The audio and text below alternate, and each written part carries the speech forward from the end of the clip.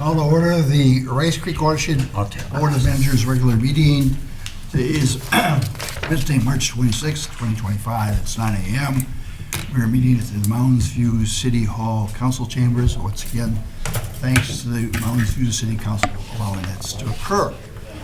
Let the record reflect that all managers are present, along with supporting staff. And Mr. Administrator, are there any changes to the agenda? Yes, Board President, staff would like to propose an amendment to move the informational item regarding the City of Columbus and move it to a new action item 3.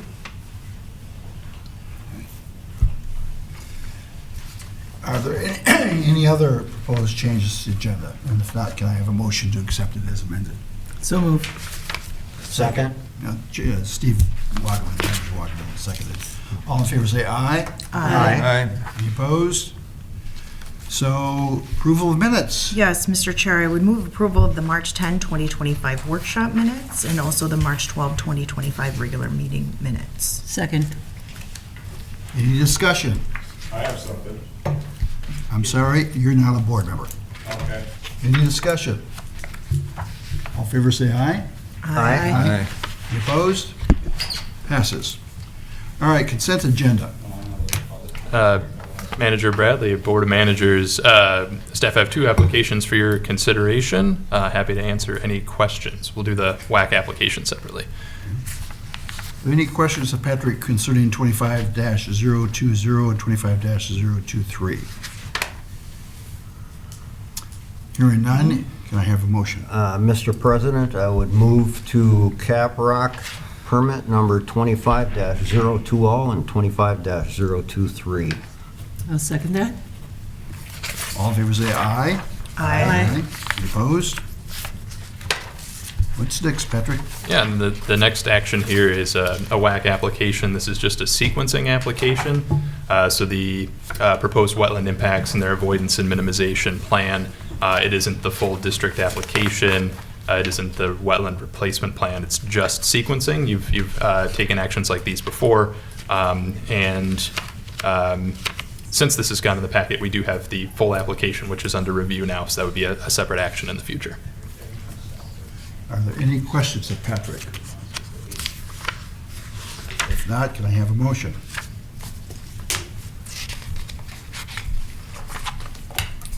I will move to conditionally approve the WCA sequencing application 24-076 as outlined in our above table on page 2 of our agenda, in accordance with Rice Creek Watershed District Regulatory Manager's findings and recommendations dated March 26, 2024. I'll second that. Any discussion? All in favor say aye. Aye. Any opposed? None. Now we come to open mic. Public Public hearing. Oh, public hearing. Oh, we're in the, shoot, Ramsey County Ditch 1, yes. So, we previously had a hearing on this on January 22nd, 2025, at which time we had a number of members of the public come and speak to us about concerns about local flooding and the road that crosses the ditch. We also heard about the DNR and its concerns about the height of the crossing under the bridge, and we sent it back to our engineers, and we had a hearing. So at this point, I believe I turn it over to John Tickle. Yes. President Bradley, I'd suggest, just for the record, that you look for a motion to recess the regular meeting and reopen the public hearing. Thank you for keeping me honest. Okay. Mr. Chair, I move we close this meeting, regular meeting, and reopen it for the ditch consideration. And it's seconded. All right. Yeah, all in favor say aye. Aye. Opposed? None. John Cole, I think you're up. Thank you, Mr. Chair. This is a continuation of the original hearing of this matter on January 22nd, 2025, as you said. And again, you have now recessed your regular meeting and you have reopened the public hearing. All public comment has been received. The public comment period was closed during the last portion of this hearing. Unless the board chair allows, no further public comment will be taken on this matter. Following the initial hearing and the receipt of public comment and the review of the DNR comment letter, the board directed its engineer to conduct further evaluation and analysis of the conditions created by the current elevation of the culvert at County Road I and Hamlin Avenue. The board has reviewed the engineer's report dated February 28th, 2025, and there will be some additional review of that report today. Under consideration is the reestablishment of records for Ramsey County Ditch Number 1. This is according to the State Drainage Code, Statute Section 103E.101, Subdivision 4A, which allows the Drainage Authority, after investigation, to determine the alignment, cross-section, profile, right-of-way of a drainage system that it administers. The board initiated this process after an additional investigation indicating that some of the records indicating those as constructed conditions of the drainage system were missing or lost. And then as part of that, the engineer was appointed to do the initial investigation. The engineer submitted a report. That report was reviewed. The board's decision on the petition has to be based on the weight of the evidence presented and considered in the proceedings. Drainage Authority must consider its engineer's report and the evidence offered. If the Drainage Authority determines that the weight of evidence supports the recommended alignment, cross-section, profile, and hydraulic structure locations, materials, dimensions, and elevations, and the right-of-way of the drainage system, it may adopt the recommendation as the reestablished record of the as-constructed conditions. The board is free to revise the recommendation and adopt alternative as-constructed condition as supported by the weight of the evidence. So today, I believe we're going to hear from the engineer who's going to report on their review of the conditions of the system based on public comment that was received during the initial phase of the hearing. Specifically, that public comment addressed the issue of the elevation of the culvert and then expressed concerns about localized neighborhood flooding. And one of the things that I know the engineer considered was whether or not a repair to the ASIC at the location of the County Road I Hamlin crossing would make any difference as to those observations that were shared during the public comment portion of the proceeding, and then the exact effect of the culvert in its current location.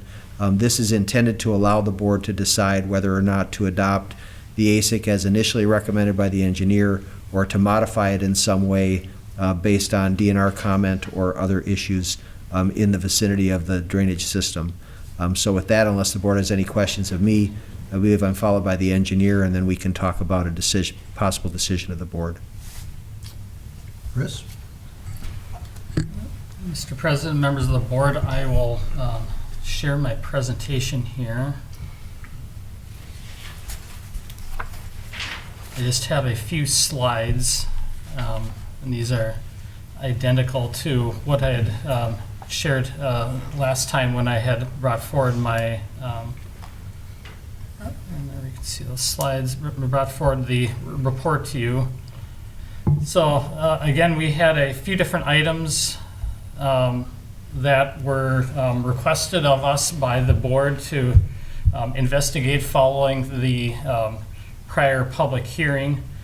And some of these were related more directly to the reestablishment of the records and the historic record on the system, and some of them, again, as Mr. Kolb had discussed, were items more related to the impacts of the alignment on what potential repairs might be. So one of the first things that we were asked to look at was what the impacts would be of a repair to that as constructed, subsequently improved condition that we indicated, which would include potentially a lowering of the culvert at Hamlin Avenue to that as constructed elevation. Other thing that we wanted to consider was whether there was an increase to capacity that could move the needle on the flood elevations upstream of Hamlin, and if there'd be any impacts as a result of that. Other thing that we were asked to do is take a look at or have an inquiry to the county, Ramsey County, regarding records on County Road I or Hamlin Avenue as they might relate to Ramsey County Ditch 1, and then have an additional coordination with the DNR regarding the letter that they provided on the historic review and engineer's report that we had completed earlier. So we did make an inquiry to Ramsey County, the Public Works Department. And again, as I had mentioned, in the prior time we had discussed this, we had made prior inquiries to Ramsey County over, I would say, a 15 or 16-year period to other departments within Ramsey County to obtain all of the drainage records that they would have on Ramsey County Ditch 1. However, when we did contact Public Works this time, they did look back through the records, and they did find a few different records that they possessed that were related to the public drainage system in some way.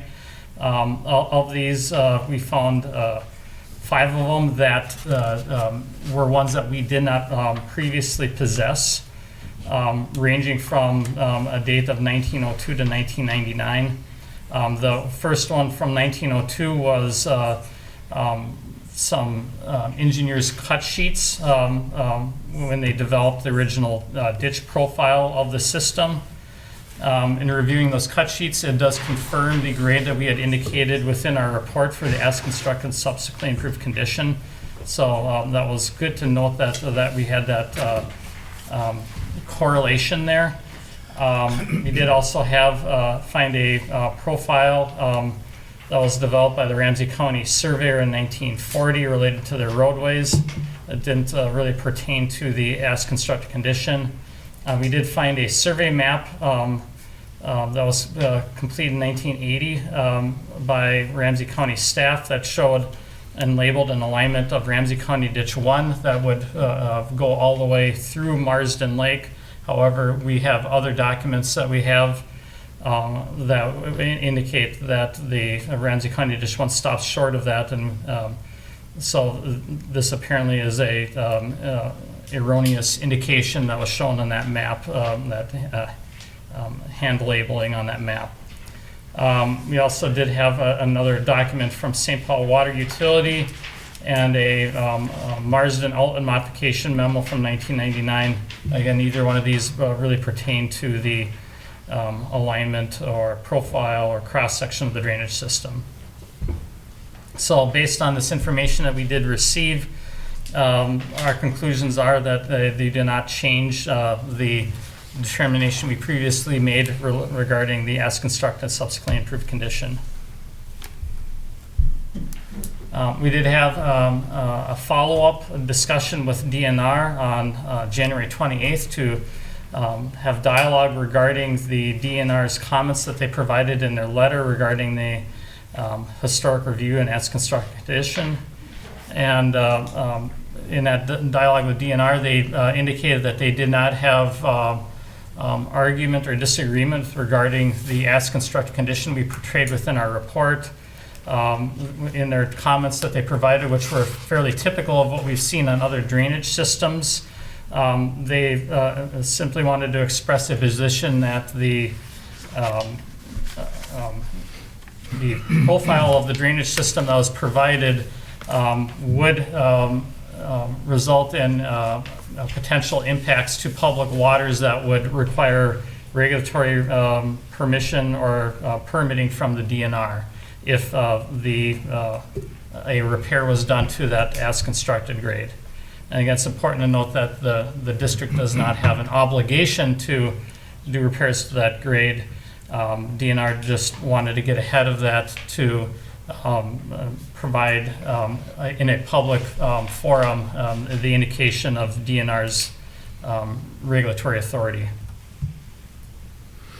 So then finally we did some hydraulic modeling to determine what the impacts in the neighboring areas would be from a hydraulic standpoint if a repair was done on the Hamlin Avenue culvert similar to that as constructed subsequently improved condition. So first alternative we looked at is if we were to just simply lower the existing culvert and keep the capacity the same as what it is now. And in doing that, we found that there was only about a 1/10 of a foot reduction to Marsden Lake, which doesn't have any infrastructure around it that would be affected or benefited by that. We also found that there'd be no perceptible reduction in flood risk to the residents that would be upstream from Hamlin Avenue, and no change to the surface elevations at Turtle Lake.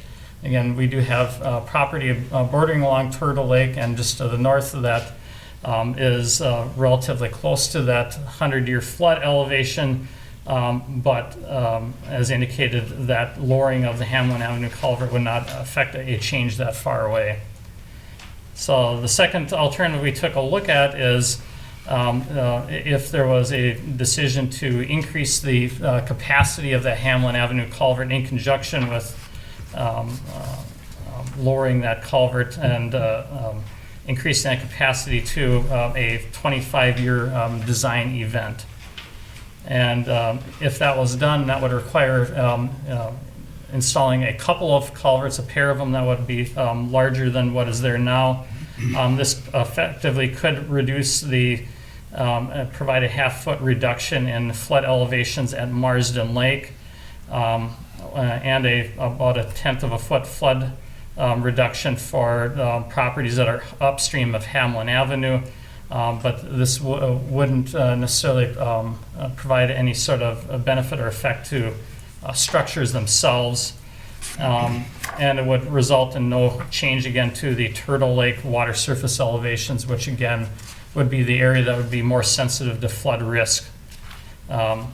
So in reviewing these conclusions, we just wanted to note that ultimately, for replacing the culvert, the Ramsey County is the roadway authority, and they're the ones that are responsible for the culvert that is under Hamlin Avenue.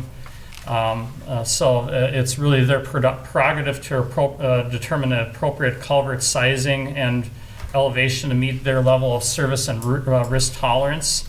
The district can order a change in that culvert if it would be acting as an obstruction to the drainage system and the function that is intended for the public drainage system. However, in our opinion, based on the information that we completed with the additional modeling, we've determined that the culvert is not currently diminishing drainage function for those lower rainfall events.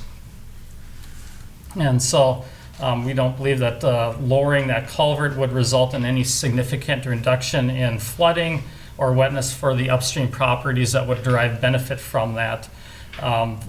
Really providing an increased capacity at that Ramsey County District 1 culvert, the benefit of that potentially would be for Hamlin Avenue itself and trying to attempt to lower or diminish the frequency of overtopping of that roadway. Again, that goes back to Ramsey County, and if they would want to pursue that, certainly the district could provide technical assistance in determining flood elevations that would result from various conditions that would that might be looked at or alternatives. Likely, if they did want to try to diminish the frequency of flooding over Hamlin Avenue, they probably will need to have a road raise as well, which certainly would require more extensive planning by the county. And finally, I just want to note that any repairs that could be done to the drainage system would need to, the district would need to consider, as it does in any repair scenario, consider the associated environmental impacts or costs to those repairs that to determine whether they exceed or are under the benefits that would result. So that's all I had at this time, and I can address any questions that the board might have. Mr. President? Yes. I did have one, just review. You had another slide up there, but did that say that the one records we did find actually matched the ASIC that we had? The original records? So Yeah, what yeah. we did find, it matched the original. That is correct. It provided a identical grade or slope on the ditch as what we Okay, thank you. recommended, yes. Any questions? Other questions of Chris? If not, I noticed earlier when I could see that we had hands up on 2. Yes? No more? No more questions? Is there anyone in the audience related to this ditch? Oh, you asked about the thing earlier, I'm just wondering, Teresa, did you call the cops or do anything about the hate speech and the pornography that was on the screen? Thank you. Oh, dear. I'm glad I didn't see it, thank you. If there's is there anyone in the audience who wishes to speak about ditch 1? President Bradley, one hand did go back up as you were mentioning that. Ann's iPhone. No, We're not doing it? Okay, never mind. There was hate speech and pornography on the screen, so that's why they're. somebody's got a chat question. All right, unless someone speaks up to let me know that they wish to speak, we're going to proceed. There is a chat question on the board. Should someone read that? It just says that their hand is raised. So, yeah. I'm following. We're ignoring. Oh, okay. Apparently there's other technical issues. Springtime again. Yeah, because of what happened last spring. Yeah. Answer the question. Okay, If you would say that, that would be. so we will contact the people's, Let the people know with their hands up, they can contact the office and we will address their questions. all right. We're not So, letting anybody- so anyone who was attempting to participate remotely, if you would please contact our office, hopefully today. We will we'll connect you with our staff and we will try to get answers to your questions. Which makes me think we should put off our vote until. President Bradley, I think maybe Mr. Kolb could run through where he's included the engineer's report and the other responses in the order, and the board would be apprised of its intent. Very good. Thank you, Mr. Chair. Administrator Tomczyk. At page 47 of your packet is a draft resolution 2025-02, which contains findings and an order which would be consistent with the staff's recommendation to adopt the as-constructed, subsequently improved condition, including the alignment, the grade, the dimensions, all of the data related to culverts and crossings, as well as the right-of-way that is recommended by the engineer in their report. The order also addresses the specific comments or the nature of the comments that were made at the public hearing, the actions the board took to investigate those comments, and includes then the engineer's general recommendations regarding the adoption of the ASIC and the information and analysis of the additional investigation.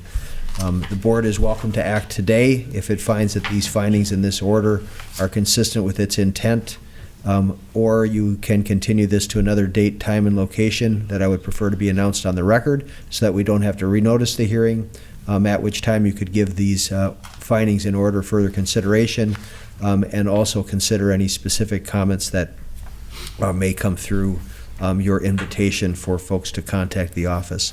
It really is up to you. I will remind the board that at the last iteration of the public hearing, you did take all available public comment and did close the public comment portion of the hearing. So unless you're going to reopen that today for those additional folks that had their hands raised online, I think you are also have discretion to just act on this today if it meets your intent. Well, since all we are doing is setting the ASIC today, there are no repairs. And I have to assume that anyone who has a comment is concerned about repairs rather than ASIC.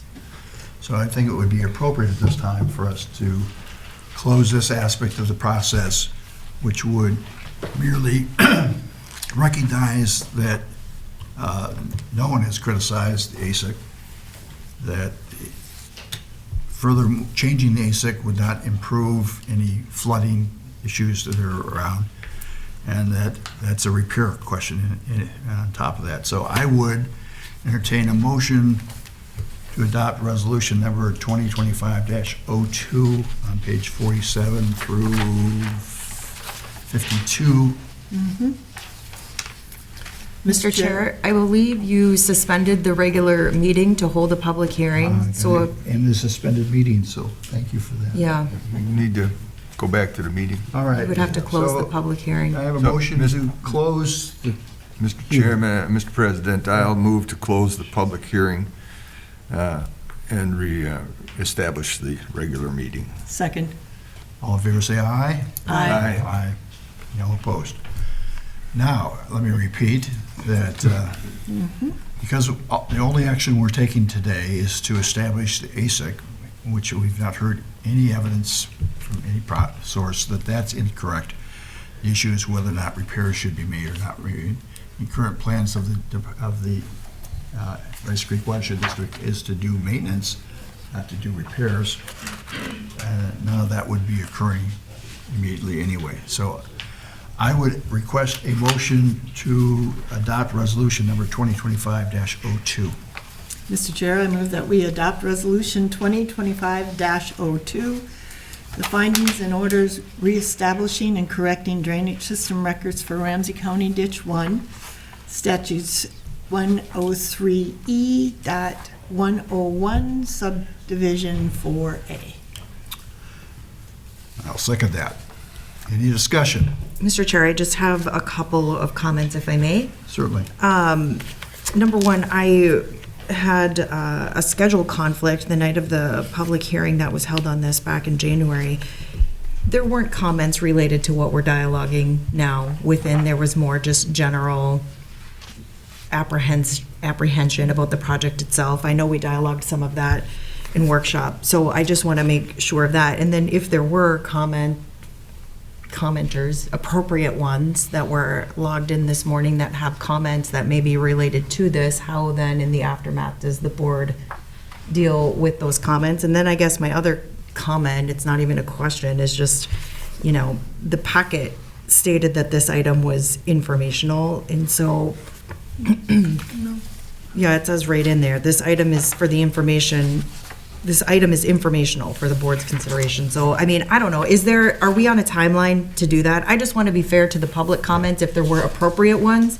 Listen, this isn't a hill that I'm going to die on by all means, so if the board wants to move forward, I have no problem with that. But I do want to make sure that we are leaving space for engagement with the public if they had comments specifically related to what we are moving forward as far as the ASIC and corrections and documentation and whatnot. Again, not a hill I'm going to die on, but I just want to leave space for public comment if there is, and for the board to be receptive to that.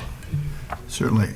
I'll tell you what I would propose is that staff report back to us at our next meeting what the substance of the comments were, and we can always Perfect. address it that way. Yep, perfect. Again, not a hill I'm willing to die on, so.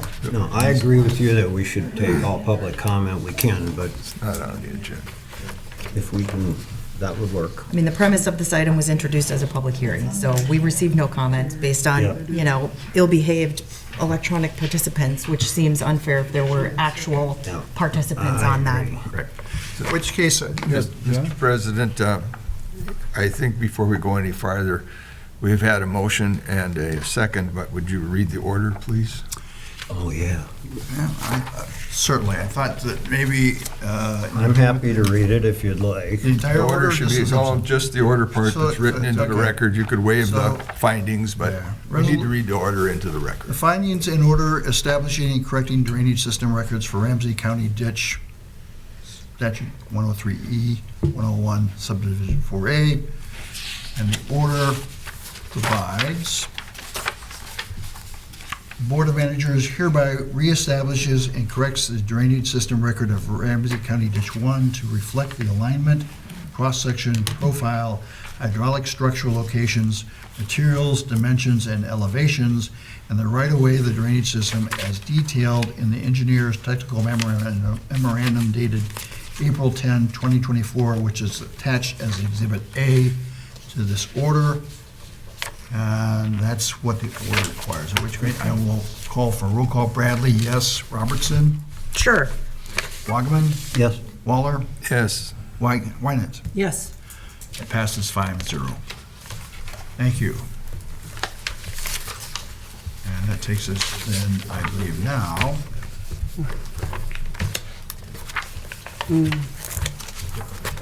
We're at what, open mic? Yep. Yep, okay, open mic. All right, moving on. Welcome. Thank you. My name is Connie Catherine Decker. Decker, 614 Pine Street, Lino Lakes. See, could you speak up a little bit for us? Yes, sir, no problem. Really hard of hearing, thank you. No problem. Catherine Decker, 614 Pine Street, Lino Lakes. Thank you. I don't appreciate what Rice Creek Watershed District and the City of Columbus did with the ditch across the street from my home. I didn't know this project was happening until it already was. This was the second time you've lowered the ditch since I've lived in Lino. The first time you only made it a foot or two deeper. The second time I would guess you made it at least 5 feet deeper in front of my house, in addition to the previous 2 feet. After the project was completed, I was informed that the City of Lino Lakes was not notified, nor was I. This has caused ongoing drainage issues and flooding for many of my neighbors who live in Lino Lakes. It has also created a safety concern where no safety concern previously existed. A large section of Pine Street probably deserves a guardrail since this so-called improvement, but I don't want this for 2 reasons. 1, it would be a hideous eyesore and a waste of taxpayer money, and 2, I fear deer and other wildlife would be hurt jumping not only a ridiculously deep and steep ditch, but also a guardrail. I reviewed the minutes from the previous board meeting wherein Steve Robinson at 8179 4th Avenue spoke. I also walk Pine Street and West Pine Street often. 5 things stuck out to me recently. These are as follows.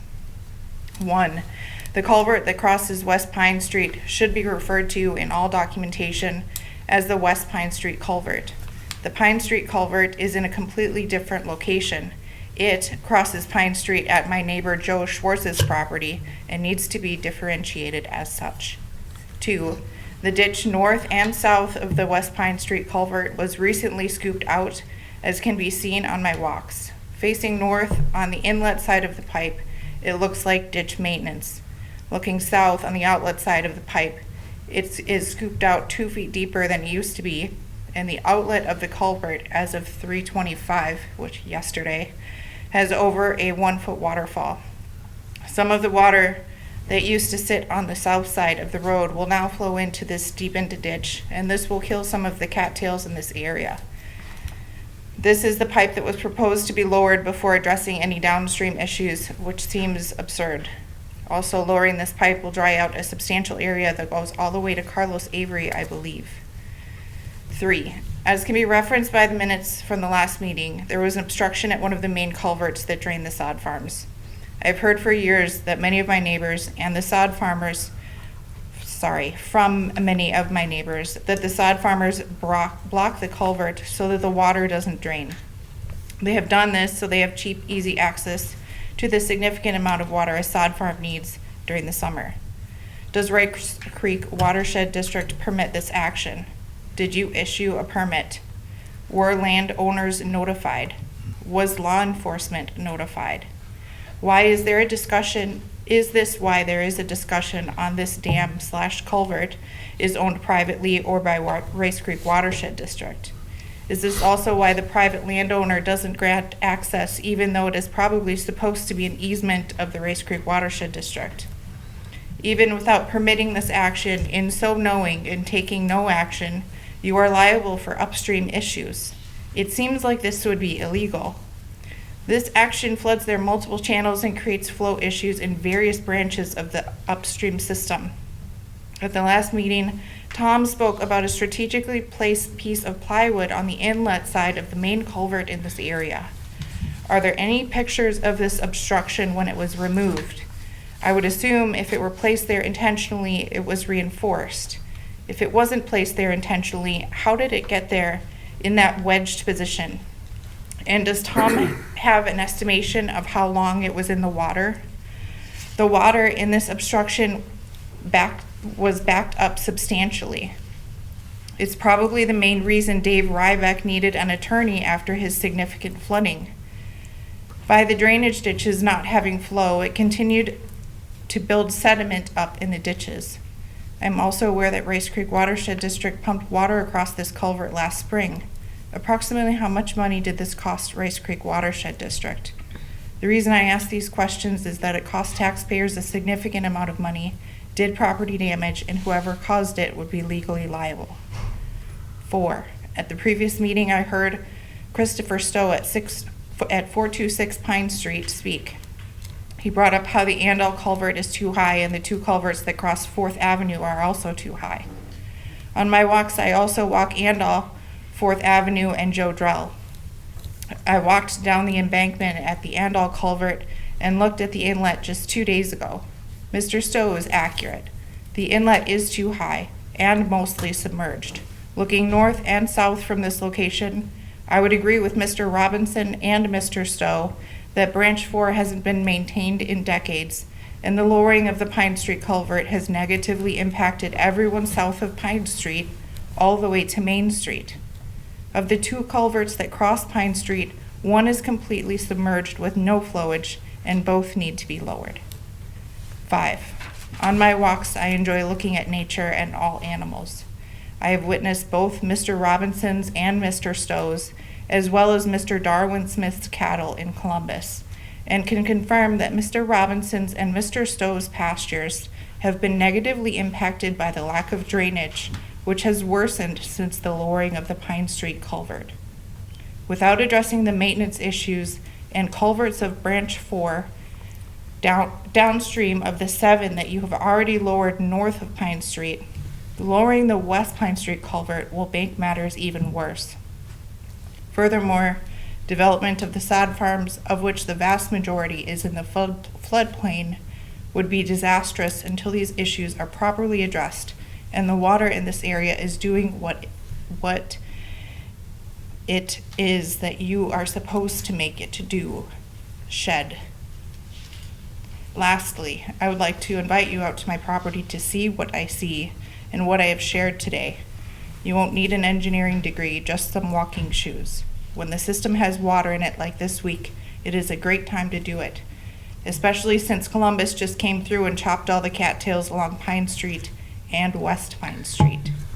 By the way, Pine Street changes to West Pine Street after it crosses 4th Avenue.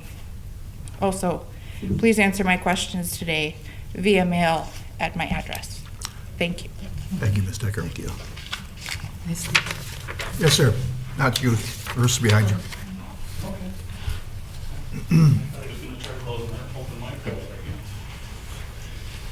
Mr. President and Managers, just wanted to do a quick introduction of myself. I am Dan Coughlin. I am the Vice President of Operations and Facilities at the University of Northwestern. Newly started the position. Prior to that, I was, just for your information, was the District Administrator for the Middle Fork Crow River Watershed District. So just wanted to just take a quick moment just to introduce myself and put a name and a face together and let you know that I'm working with your staff even tomorrow on site. When I showed up on the first day, I saw there's salt shed and went, no.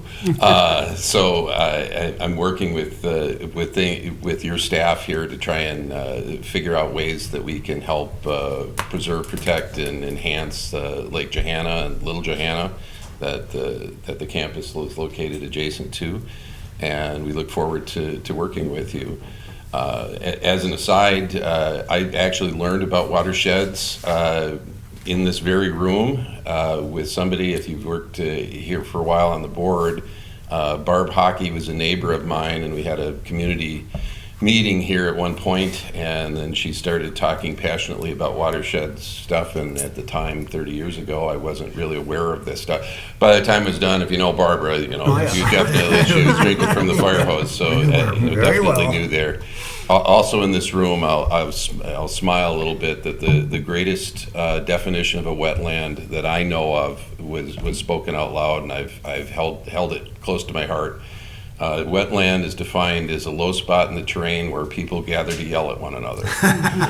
So I appreciate all you do. I know that it's a tough slog, and there's a lot of difficult issues. I've worked on your side of things. I served on the Sauk River Watershed Board for 2 terms as well.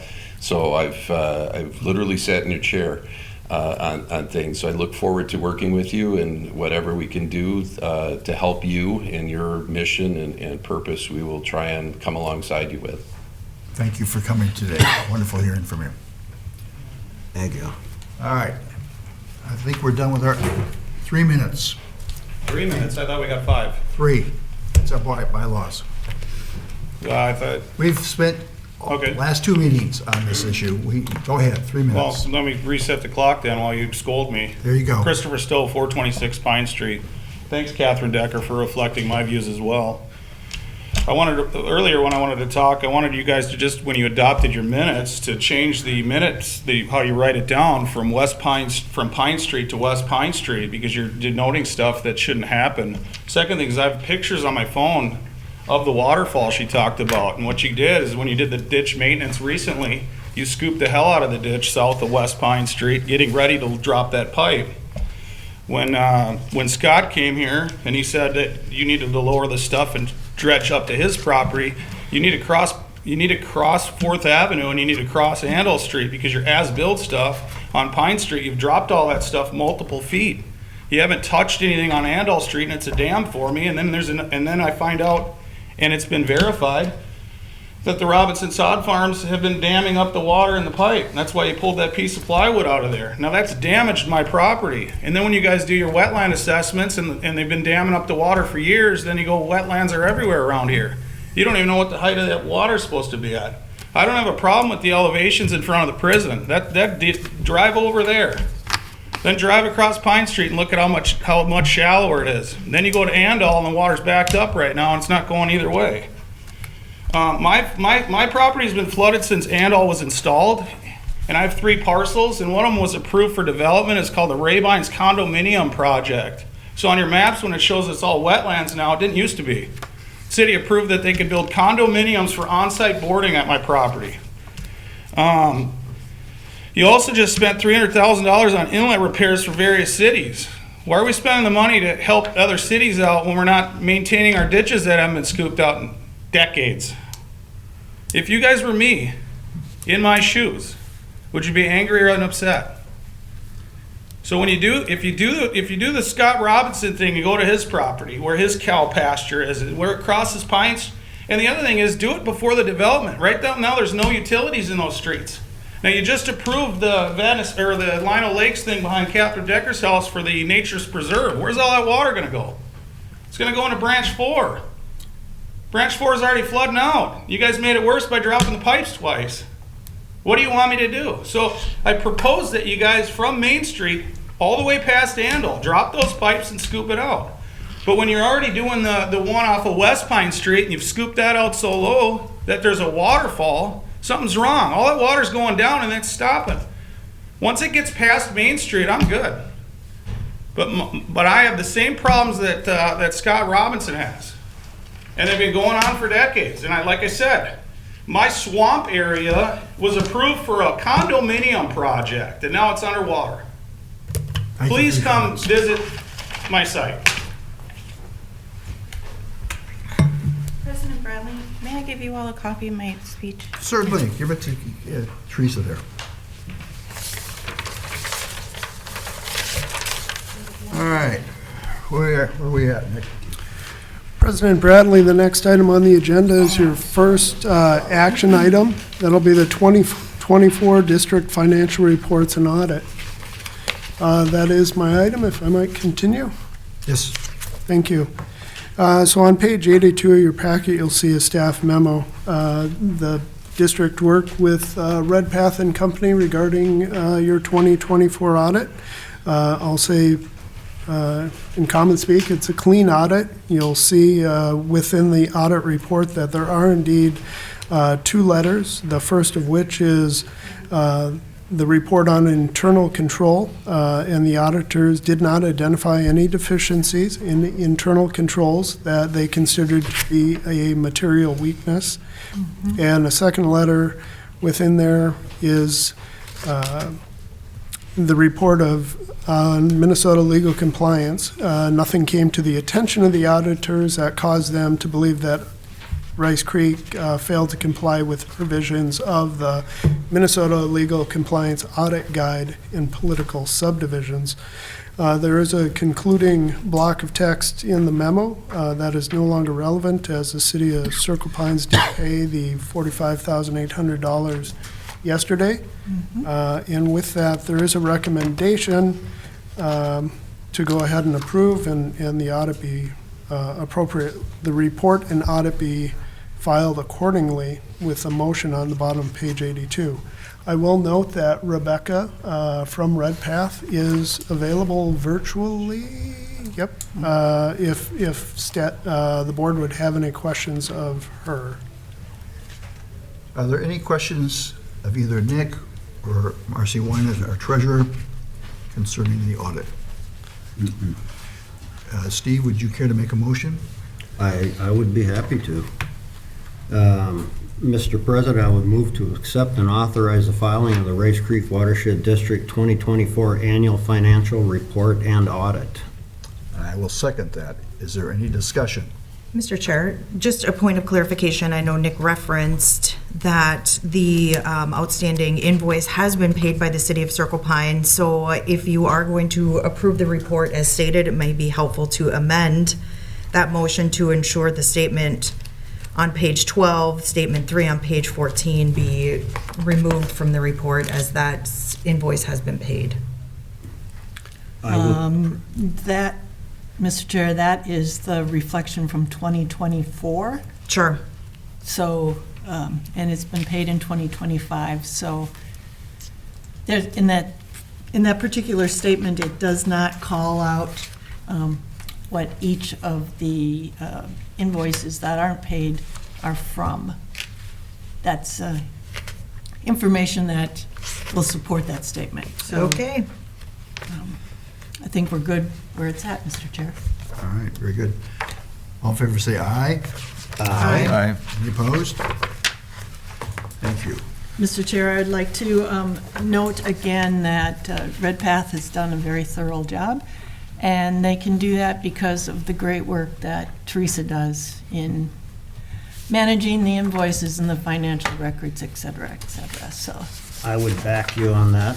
thank you very much, Teresa. President Bradley, just for the record, it's Rebecca Peterson of Redpath that was virtually available. Well, I didn't use her last name, so for the record. We thank Ms. Peterson's participation in this meeting and their help she gives us daily. Yes. All right, that takes us then to the petition MS4 permit, petition for reevaluation. Would you please explain that, please? Yes, President Bradley, Board of Managers, David Petrie is here from the district offices to address the matter. Morning, Board Managers. This morning, I'm here to talk about MS4 permit. The municipal separate stormwater system permit program is designed to reduce the amount of sediment and other pollutants from entering state waters from stormwater systems. Rice Creek has currently a MS4 permit from Minnesota Pollution Control Agency due to portions of the district's public drainage system being located in MPCA's urbanized area. There's been some new guidance on if public drainage systems count and are eligible for it to be included in an MS4 permit, and so that's what we're talking about today. I'll note there is a memo on page 162 of your packet through about page 165. A handful of years ago, going back 2019 or so, the district engaged with MPCA, stating that, arguing that public drainage systems should not be included in the MS4 permit. You may remember, because the public drainage system should be either considered, 1, a public water of the state subject to standard assessments and impairments, or 2, a public conveyance operated under drainage authority and subject to MS4. So in 2019, they basically said, okay, thank you for bringing it to our attention. We're discussing it. We'll get back to you. It kind of sat for a while. And then in October of 2024, MPCA reached out to our staff and said, hey, can you send us some updated maps of all of your MS4 features? In that request, it specifically said judicial ditches should not be included as they are not regulated through MS4. So that started some work back and forth, and we had a couple of sit-down meetings with staff and our district engineer with MPCA staff, and their initial review of all of our district facilities was that perhaps we do no longer fall under the MS4 program. And so that's what we have forth for you today. Essentially, they gave us a petition and said the process for this is to formally submit a petition from the district for reevaluation. They'll make their determination and then get back to us on that. And so if you have any questions, I'll try to answer them for you at this time. But the petition is included in the packet. It's a pretty simple, short form, just saying, please reevaluate where we are. And then there is a proposed motion at the bottom of page 162 that would allow the administrator to submit this petition to MPCA. Mr. President, I'll move that we authorize the administrator to sign and submit the MS4 petition for reevaluation form to the Minnesota Pollution Control Agency. I will second that. Is there any discussion or questions of David? Hearing that, all in favor say aye. Aye. No opposed? It only took them 6 years to get back to us. Yeah. I mean, We got it's- there. Well, actually, Quick. Mr. President, this has been an issue, I believe, since Tom came here and a long time ago. And but finally, we're going to have a formal process to make a determination, and I'm certain the staff will be happy if it comes back with a positive result, meaning that we're not an MS4 person or problem anymore, or whatever it is we are. Great. Interesting. Fabulous. Well, I believe we have now come Number 3, to a presentation by, We have to do the check. no Columbus. President, I'm sorry. we moved up. Got it. if I could, President Bradley, the next item is, as you're noting, the new one, City of Columbus Wetland Credit Inquiry for the project that they have. That item is on page 197 of your packet, which is a short memo from me. Also at the dais, each of you were given the recent communication and letter from the City of Columbus. As you made note, Jack Davis and Janet Eglin are present to speak on behalf of the City of Columbus in the request. The only other item I'll note, I'll hold the comment. Would you care to make a presentation to us this morning? Just like, Good morning, President Bradley and Board. Thank you for allowing us to address you this morning. You have several items in your packet and at the dais that give you some background. I just wanted to sort of help you understand how we got here. There is a road that is transverses the border between Columbus and Forest Lake. It goes from 11th Avenue in Forest Lake to Highway 97 in Columbus. On the Forest Lake side, it's called Eureka Avenue, and on the Columbus side, it's called North Hornsby Street. When the interchange on 35 was improved and the new bridge across 35 was put in, we improved North Hornsby Street to county road standards and all the way from 97 almost to our border, the last 1,200 feet. We did not improve, and the reason for that was because there really wasn't going to be any commercial development, and at the time Forest Lake was contemplating taking out Eureka Street because it was in such disrepair. So we did not want to put in a road that basically didn't go anywhere. Fast forward to current times, Forest Lake decided that they did need to repair that road, that was an important roadway between 11th and the state highway, and they applied for state funding to do that and received a $4.5 million grant. What they forgot was the 1,200 feet that is not improved on our side of the border.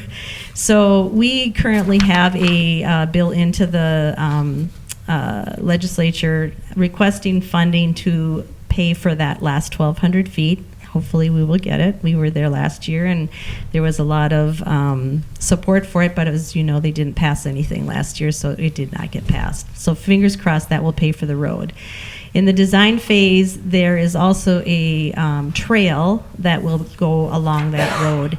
And for the trail, the cost of putting that in the wetland mitigation is not eligible for the local government roads wetland replacement program. So we have in your memo estimated cost from our engineer, what Columbus's share of the wetland impacts would be for that trail portion for that 1,200 feet.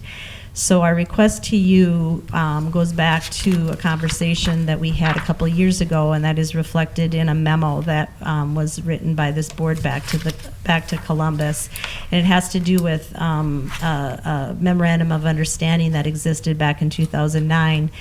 We don't need to rehash all that, but at the end of the day, there was a agreement that if there were projects that Columbus would be entertaining that would require wetland credits, that we could come to you and make a request, and that's what we're doing. So the table in that memo from March 26th details that there's 0.14 acres of wetland credits that will be required for this trail for the section that is within Columbus border that's valued at about $18,000. And this is, the dollar figure came from an estimate for purchasing those wetland credits from Butterfly Marsh, which is a bank that exists within Columbus, and Forest Lake has a purchase agreement with them. So their plan was to purchase all of the credits that they needed through this one bank because they had both Type 2 and Type 3 available. So that's our story. I'd be happy to answer any questions. Thank you for coming. Yes. First of all, I'll ask if anyone has any questions. Ms. Eglin? Go ahead. Does Forest Lake need credits also? No, And- they're no. the $4.5 million that they got Covers covers theirs. that, yeah. Okay, great, Yeah. great, thank you. So I've had a chance, I have not had a chance, because this came on my desk when I Yes. walked in this morning to talk to three, but I apologize, I didn't have a chance to talk to you. So the issue of credits versus compensation, if I could. Our letter to the city said, we recognize the complexity of that whole transaction that we, like you, I don't want to go into, but we basically said, if you find a project that would fall within our processes, we do storm flooding, we do water quality. If it would qualify as a water quality or flooding, we'd see what we could do for you, but we'd have to balance your request against all our other requests. Right. But, so I don't think we can offer to give you credits out of our bank, for example, because this is neither a water quality nor a flooding issue. It's a development issue and it's a good one. It's a nice thing to do. I felt there was a sense that there was support, though, to give you the $18,006 and some cents as a payment in recognition of the claims that you had as a result of that very complex thing that we spent months working on 2 years ago. Yes. I don't want to go through it again. Understood. So I would be, if willing to make a motion, see if there's a second that votes for it, in response to the request by the city of Columbus to issue them a payment of $18,006.52, recognizing their contribution to the development of Browns Preserve, but not as credits, not using our credits, but rather as an alternative compensation. I'll see if there's a second. Mr. President, I would second that. All right. Is there any- Could I ask one Yeah. question of Janet? Sure. Does that satisfy you as far as the credit issue? Yes. This takes, okay, Yes. just Thank making you. sure that was, And I thank you for that. Yes. thank you. And just curiosity, so then will you be buying credits out of the Butterfly Bank? We would not, Forest Lake would, because Okay. Forest Lake is the primary contractor. Most Okay. of this is them. So they are the ones that have the purchase agreement enacted with the Butterfly Marsh. Okay, so there are credits available? Yes. All right, thank you, thank you. Any further questions or discussion? Mr. President, so just so I'm clear here, Janet, the .14 wetland credits are equal to 18,000 some dollars. As they're valued in this You're bank, just yes. going to send a check to Forest Lake and they're going to take care of that on the trail? Yep. All Yep, right. because they're the prime contractor. And so, and this is specifically for the trail, really, isn't it? Yes, only for the trail. The So- road is being, Yeah, right, yeah, yeah, well, for the state. trails are something in the past we've worked on. And maybe the administrator will enlighten me a little more right now. Nick? President Bradley, Board of Managers, yes, just to confirm, I would see this money coming out of the Clear Lake Fund that the district has. The whole Eureka and Hornsby Improvement Project is on our radar. Shoreline stabilization is a subset of the road work, and for a trail allowing the public to access that. It's a good deal of fishing pressure that takes place in that area for the public to walk out towards the lake shore. So it seems there's a nexus there of interest in the good work that the district does. I would take it out of that Clear Lake Fund. I don't recall the fund number right now, but the payment would go directly to the city of Columbus, and they could work out the details with their collaborating partner. That's my understanding. Well, Mr. President, the fund as we have it, I think was set aside for the city of Forest Lake, but nevertheless, the money is there, is what I'm saying. How you manipulate it back and forth, I think that's a reasonable use of it in the trail. And it's been there. We've had that fund for the improvement of that street along the west side of Clear Lake for quite a long time, waiting for the stabilization of the banking and such.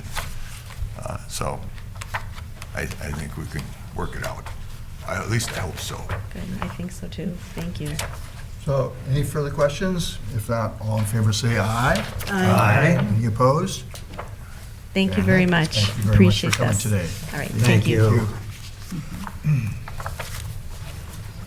President Bradley, the next item is the check register, action item 4. Mr. Chair, I would move approval of the check register dated March 26, 2025, in the amount of $88,298.63, and the March interim financial statement prepared by Redpath and Company. Is there a second? Mr. President, I would second that. Any discussion, questions? All in favor say aye. Aye. Any opposed? Hearing none. President Bradley? Yes. We're moving on to items for discussion and information, obviously striking the City of Columbus matter that we've just addressed. First item will be the Stantec Iron Enhanced Sand Filter Agreement. Tom Schmidt here is your Public Drainage and Facilities Manager is here to address it. Welcome, Tom. Thank you, Mr. President, Board of Managers.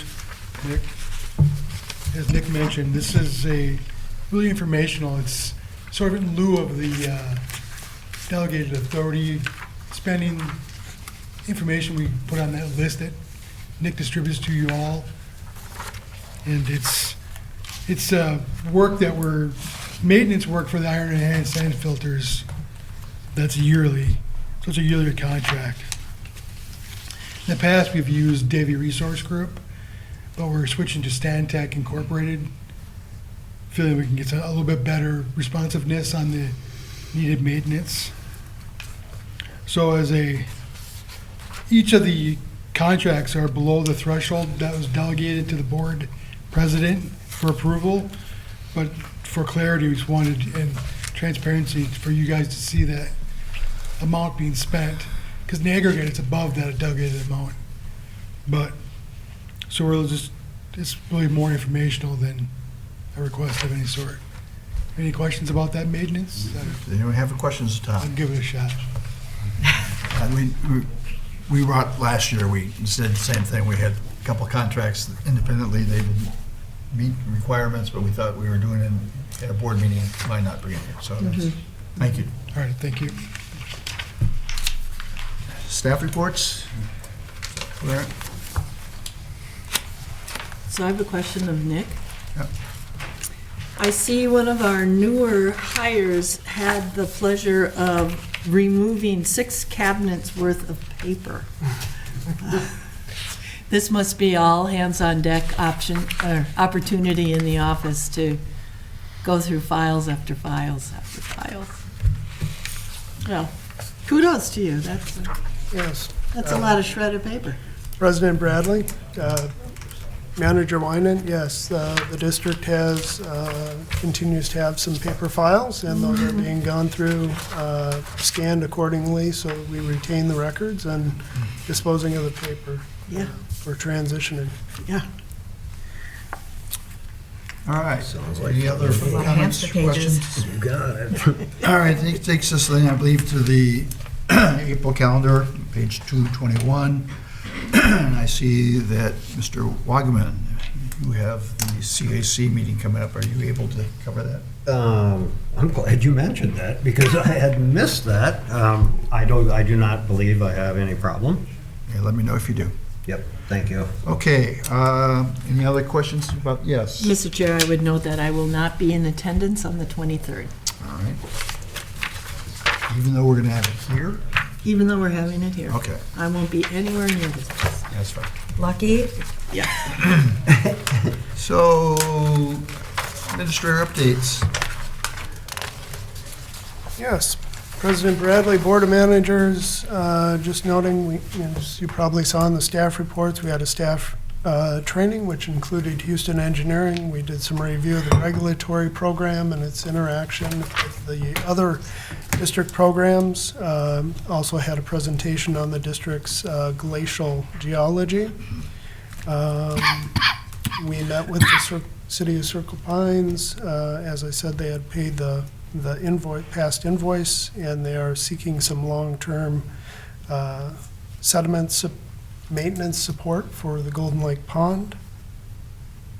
I reached out to Representative Gottfried for the next steps regarding our proposed bill on Ramsey County Ditch 2, 3, and 5, our large flooding mitigation down in New Brighton area. A meeting date is forthcoming. And then post our audit, since it's been adopted, we'll engage with Corey at the 4M Fund and look at our investments. I'll do that with the treasurer and the team. That's all I have. John, any comments? Mr. President, thank you. I don't have any meetings that I've attended to report, but sitting here and listening today, I've come to the realization that it's been a long time since I looked at the original ditch records for 10/22/32, because I think we did them pretty near 15 years ago or 16, sometime in 09, 08. And some of the questions that were raised here today in the discussions that I heard could be answered by reviewing those. So I'm going to ask that we dig out some of that stuff, because it's been around, and I'm sure there's board members that don't remember it, and I don't remember it all that well. But, for example, I think there's a lot of information in those original records when they, for example, how come the Robinsons can use the water, out of the ditch, for example, how that works. How did the county board handle the construction of the lower part below Robinson's property back in 1953, 54, 55, whenever it was, when the great-grandfathers and uncles changed or reconstructed it. So I think that's kind of an important piece of information for the background, just would help, the more would help, and that's all. So, John, are you thinking the engineer's report that was adopted, setting ASIC? What are you thinking? Well, actually, I'm going to go home and dig out my boxes from 08 and 9 and 10. And, yeah, well, I do keep that. I don't get rid of paper. But yes, those things, like the preliminary reports, for example, and I don't remember how many actual reports were on it at the time, or how the conclusion came about by making the combinations and things. I think that's an important thing to know now, because like I said, the engineers, I don't think, Chris, you worked on that one. We had a different engineer that was sat at the table the first couple of years. Mark, probably. Well, we had Deutschman for That sure. was but- Chris. I did work on all those, yes. Okay, well, anyways, but they were one of the first ditches we did in 8 and 9. But for first couple of years, we had somebody else sit in your chair, as I remember, correct? Wasn't that Chris? Yeah, Mark Deutschman. No, I mean, other than Deutschman, there was another engineer. Yeah, we first started, yeah. Younger Chris. I don't know. Chris Jr. Anyways, but I think that, that availability of it, and there's a lot of questions from the public, and some of those questions that they have will be answered in those reports. And that's So I've been here 11, it's my 11th year. Congratulations. I know that when I first came on is when we decided one of the first 40-60 splits, well, because we were avoiding certain. 40-60 splits were from the get-go, Yeah, Mr. well, President. yeah, but That wasn't, basis for it we had was- done quite a few of them by that time. There you go.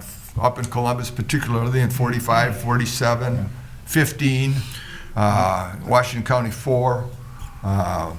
Those were all at that time up in there. And 10-22-32 has always been kind of a problem, because it's got 2 cities and it's got a number of different ditches, and they're all constructed at different elevations, different ways. It's a difficult situation. So, and there's things that were done that the DNR is involved in, and they did things differently in Lino Lakes than they did it in Columbus. So I just think that's to dig out those records and kind of take a look at particularly the preliminary reports and background before we actually made it, at those times. So anyway, I don't know, maybe there's nobody else on the board that thinks that's a good idea. Mr. President, I agree, because I thought I knew that ditch system pretty darn well. And quite frankly, I learned a lot from Mr. Robinson after the last meeting. A lot of things I was not aware of that were done officially, so it would be nice to see some of that stuff.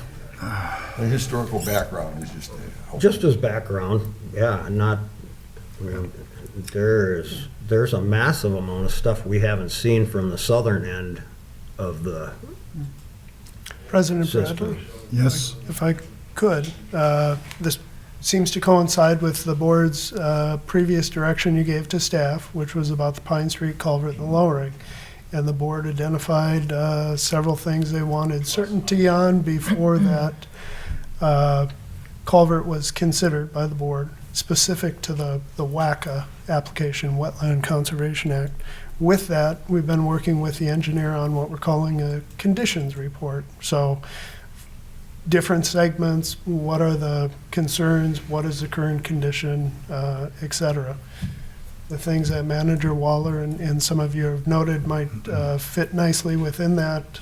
We want you to be well informed when you contemplate the culvert. Very good. So, Mr. President, one of the curious things that why I asked for this is that I was was it last fall? I'm not going to call on you. We're doing our business here. Okay, but it's West Pine Street, not Pine Street. And the 2011 stuff isn't gonna reflect the improvement you did on Pine Street when you dropped the pipes in 2020, which negatively affected me. So if you go to the historic documentation, the elevations aren't correct on the new stuff. So it all has to be revisited. All right, thank you. But so one of the things, I was with Manager Wagaman, and we went for out in the Robinson property, and we stood on the block that's up there in the corner where you have Blaine and you have Lino Lakes and this.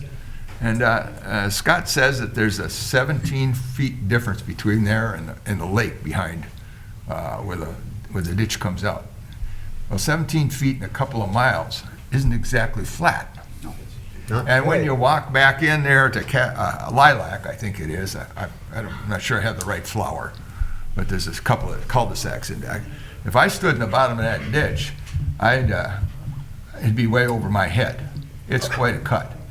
And as I understand it, those Robinson great-grandfathers and uncles, they had the authority from the county board, the ditch authority at the time, which was the Anoka County Board, to cut that thing all the way down to the lake, which is what they did. But so that's kind of, you know, kind of the information that we haven't had. We think of that's always really flat. Well, 17 feet ain't that flat. There. So anyways, that's what I thought would be, maybe we could dig some of that stuff out. Thank you, Mr. President. I yield the floor. Nothing further. I have nothing either. I think I covered it. Mr. Robinson. Nope, I think we've done a thorough job here. Well, okay, so I went to the hearing of Minnesota Watersheds. Excellent.